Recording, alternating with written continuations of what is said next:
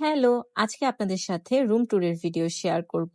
আমরা স্টে করেছিলাম রিসর্টের wooden cave রুমে। রুমের সামনের ডেকোরেশনটাই এত সুন্দর দেখার পরই মন ভরে গেছে। রুমের ডেকোরেশনটা একটু অ্যাস্থেটিক টাইপের ছিল আর রুমটা এসি রুম ছিল।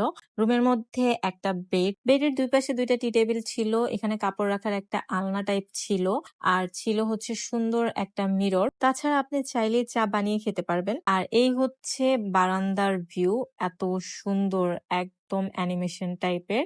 এখানে বসে কিন্তু কোয়ালিটি টাইম স্পেন্ড করা যাবে, চাইলে আড্ডা গান বাজনা করা যাবে। আর এই জানালাটা খুললেও কিন্তু খুব সুন্দর একটা ভিউ আসে।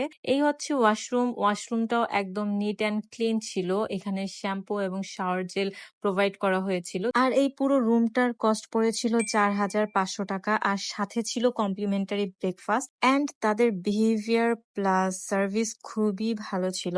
মাত্র 4,500 টাকায় এই রুমটি অর্থিত ছিল কিনা অবশ্যই কমেন্ট সেকশনে জানাবেন। এখন আপনাদেরকে ক্র্যাব হাউসের একটা রুম ট্যুর দিব।